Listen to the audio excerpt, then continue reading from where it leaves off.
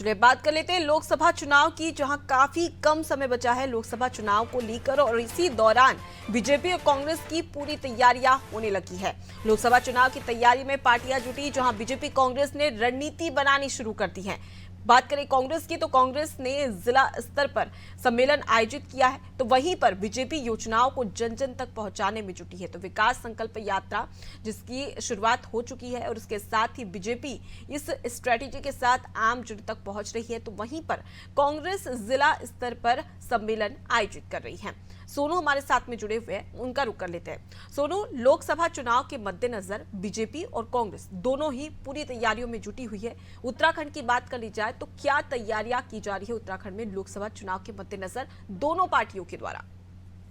देखिए, अगर उत्तराखंड की जो राज्य की मुख्य विपक्षी पार्टी है कांग्रेस कांग्रेस में अलग अलग तरह से रणनीति बनाई जा रही है, अलग अलग स्तर पर रणनीति बनाई जा रही है। और हाल ही में जो राज्य के चुनाव हुए थे, इससे कहीं ना कहीं उत्तराखंड कांग्रेस ने भी सबक लिया है। प्रदेश स्तर पर अलग स्तर से रणनीति बनाई जा रही है और जो जिला स्तर पर रणनीति बनाई गई है उसके तहत अलग अलग जनपदों में सम्मेलन आयोजित किए जा रहे हैं जिला स्तर के। तो ऐसे में संगठन को कैसे मजबूत किया जा सकता है, कैसे आम जनमानस से संगठन को जोड़ा जा सकता है, और सरकार आने पर पार्टी क्या आने वाले समय में लोकसभा के चुनाव जीतने पर क्या कार्य करने वाली है, उसका भी भरोसा आम जनमानस को दिलाया जा रहा है। क्योंकि विपक्षी पार्टी है, सरकार तो है नहीं है इस दल की, तो ऐसे में सिर्फ और सिर्फ भरोसा ही दिलाया जा सकता है कि अगर उनकी पांचों की पांचों लोकसभा सीटें पर जीत दर्ज होती है तो वो आगे किस तरह की रणनीति के तहत आम जनमानस के हित में काम करेंगे। दूसरे, अगर हम सत्ताधारी पार्टी की बात करें तो सत्ताधारी पार्टी की राज्य सरकार की जो तमाम जन कल्याणकारी योजनाएं चल रही हैं, चाहे वो जनपद स्तर की हैं, चाहे वो राज्य स्तर की हैं या ब्लॉक स्तर की जो योजनाएं हैं, और केंद्र सरकार की जो तमाम योजनाएं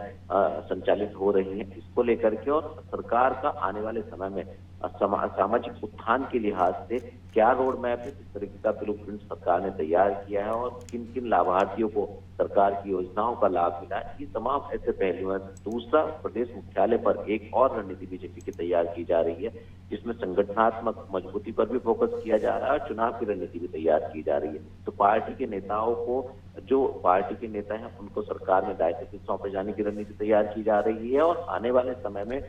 चुनाव में बीजेपी को जीत मिले, इसके लिए संगठन के जो नेता हैं उनको भी जिम्मेदारी दी जा रही है। तो दोनों ही दलों की अगर हम बात करें तो अब चुनावी मोड में जुटते हुए नजर आ रहे हैं और अलग अलग तरीके से दोनों ही पार्टी जो है वो चुनावी तैयारी में जुट गई जी। तो दोनों ही पार्टियां चुनावी बोर्ड में है, तैयारियों को लेकर तमाम बैठकें भी की जा रही है, रणनीति भी बनाई जा रही है। लेकिन सोनू, जिस प्रकार से 2019 की बात कर ली जाए तो भाजपा ने 5 लोकसभा सीटों पर कमल खिलाया था, लेकिन कांग्रेस अपना हाथ नहीं जमा पाई थी। इस बार क्या रणनीति है, क्योंकि जाहिर सी बात है कि विधानसभा चुनाव भी हार चुकी है, लोकसभा चुनाव भी कांग्रेस हार चुकी है पिछले दौर में। अब क्या उम्मीद कांग्रेस से जताई जा सकती है, क्योंकि कहीं ना कहीं एक बड़ी स्ट्रेटेजी के साथ में चुनावी मैदान में यहाँ पर कांग्रेस को उतरने की जरूरत है? क्या लगता है तैयारियों को लेकर कि यह स्ट्रेटेजी जो है वो कमाल कर दिखाएगी और शायद 5 में से 1-2 सीट भी अगर कांग्रेस जीत जाए तो बहुत बड़ी बात है, क्योंकि लगातार मुख्यमंत्री पुष्कर सिंह धामी और उसके साथ ही प्रधानमंत्री नरेंद्र मोदी हमेशा से कहीं ना कहीं उत्तराखंड को तवज्जो देते नजर आए हैं और कहीं ना कहीं यहाँ पर विकास किया जा रहा है जो कि आम जनता तक सीधे पहुंच रहा है। ऐसे में कांग्रेस किस प्रकार से तैयारी कर रही है? देखिए अनुपमा, ये आपका बहुत महत्वपूर्ण सवाल है, खास तौर से कांग्रेस के लिहाज से। जिस तरह से अक्सर कांग्रेस में गुटबाजी, खेमेबाजी और आपसी मतभेद की खबरें सामने आती हैं, और ऐसे में जब पार्टी सत्ता में नहीं है और जो पहले पार्टी सरकार में हुआ करती थी, आज उसके जो विधायक हैं वो भी बहुत कम है। तो ऐसी स्थिति में लोकसभा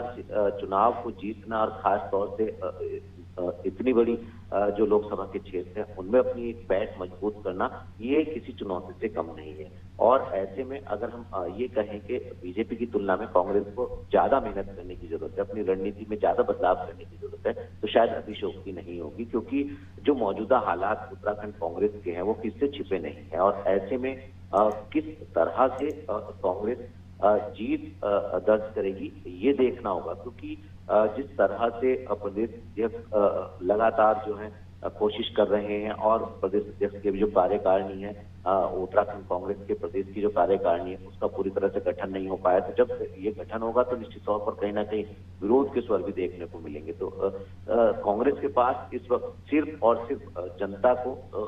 मतदाताओं को भरोसा ही दिलाने का एक ठोस आधार नजर आ रहा है और संगठन की एकजुटता का संदेश देने का ही एक ठोस आधार नजर आ रहा है। इसके अलावा बहुत ज्यादा कांग्रेस के हाथ में नहीं है। जहां तक बीजेपी की बात है, बीजेपी चाहे वो केंद्र की सरकार हो, चाहे वो राज्य की सरकार हो, चाहे मौजूदा विधायक हो, चाहे कैबिनेट मंत्री हो, तमाम आयोगों के जो आयोग के अध्यक्ष हैं वो लगातार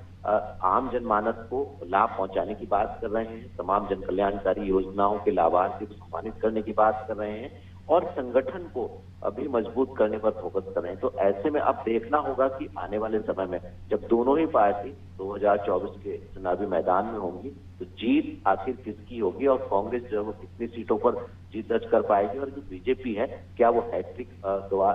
मारेगी या फिर बीजेपी को इस बार कुछ और ही रिजल्ट सामने आएंगे। तो तमाम ऐसे पहलू ये चुनाव से जुड़े हुए हैं। अब देखना होगा कि दोनों ही पार्टी की जो रणनीति अभी से बनानी शुरू हो गई है इसके आगे परिणाम किस तरह के सामने आने वाले हैं। जी बिल्कुल, और ये तो वक्त बताएगा सोनू कि किस प्रकार से जो कांग्रेस की स्ट्रेटेजी है वो बीजेपी पर हावी होती भी है या नहीं। मैं लौटूंगी आपके पास। तो देखिए, कांग्रेस जिला स्तर पर सम्मेलन आयोजित कर रही है तो वहीं पर विकसित भारत संकल्प यात्रा पूरे देश भर में बीजेपी की ओर से चलाई जा रही है। ऐसे में लोकसभा चुनाव के मद्देनजर तमाम जो स्ट्रेटेजी बनाई गई है उस पर काम करना दोनों ही पार्टियों ने शुरू कर दिया है। लेकिन सवाल यही कि देहरादून की जो 5 लोकसभा सीटें हैं क्या उस पर कांग्रेस इस बार थोड़ा बहुत कमाल कर पाएगी या